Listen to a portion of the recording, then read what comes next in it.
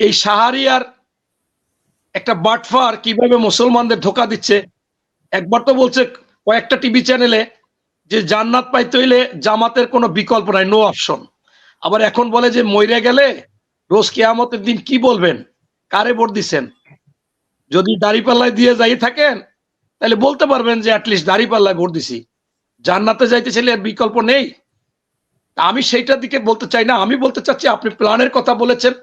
আপনি যে কোনো রাষ্ট্র ক্ষমতায় আসার আগে একটি ইস্তেহার বলেন, পরিকল্পনা বলেন, কিছু কাজ বলেন, সেইটা করা কথা বলে তারেক রহমান সাহেব সেইটা ডোর টু ডোর বলতেছে। উনি এইটা বুঝাইতে চাচ্ছেন যে একটা দল শুধু বিএনপির গিবাদ গাচ্ছে, যেটা আমাদের শুরুতে আফসারি ভাই বলতেছিল, মানে আরম্ভ হওয়ার আগে, যে আমরা কারো বদনাম না বলে নিজেদের চিন্তা করি। তারেক রহমান এই 17 বছরও কারো বদনাম বলেনি।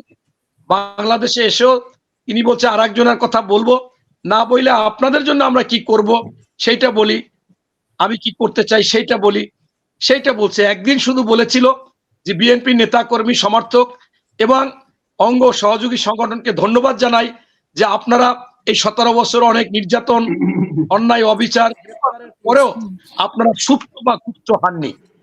এই কথাও নাকি তাদের গায়ে লাগছে, তাদেরকে নাকি বলা হয়েছে।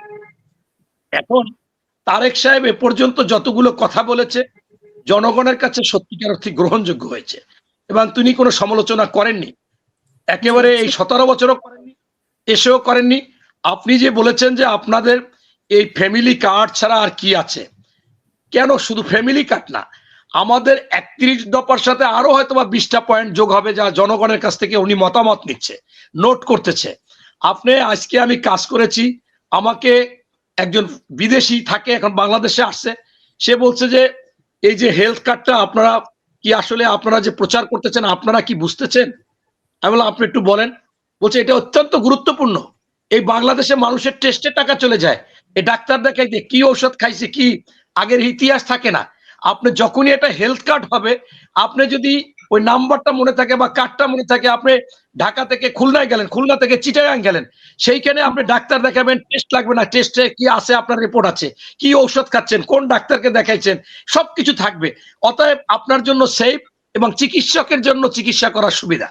এই হেলথ কার্ড অত্যন্ত গুরুত্বপূর্ণ মানুষের জন্য। এখন এই হেলথ কার্ডের কথা বলেছে, সেটাকে তুচ্ছ তাচ্ছিল্য করতেছে। এই জামাতের আমির বলতেছে 2000 টাকা 2500 টাকা তো ভিক্ষাও পাওয়া যায়। আরে ভাই, এটা কি 1 মাসের জন্য দিবে?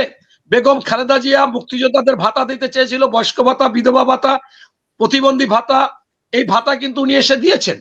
এটা সরকারই দেয়। আবার অনেকে ব্যঙ্গ করে বলে এটা কি উনি দিবে, তারেক রহমান দেবে। তারেক রহমান কেন দেবে? এটা একটা পরিকল্পনা। সেই মুক্তিযোদ্ধা ভাতা 1000 টাকা 500 টাকা শুরু হয়ে এখন 15,000 টাকা।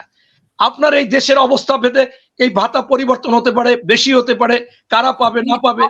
এখন এটাও একটা দলের প্রধান সমালোচনা করে। এইটাই তারেক সাহেব বলছে যে আমি কারো সমালোচনা, কারো বদনাম, গিবাদ গাইতে চাই না, আমি আপনাদের সাথে শেয়ার করতে চাই আপনাদের কি কি করব। আর সেই জন্য আমার পাশে থাকতে গেলে আপনাদের ধানের শীষে ভোটের আবেদন জানাবো, সেইটা আপনাদের কাজটা করতে হবে। ধন্যবাদ। পরের বার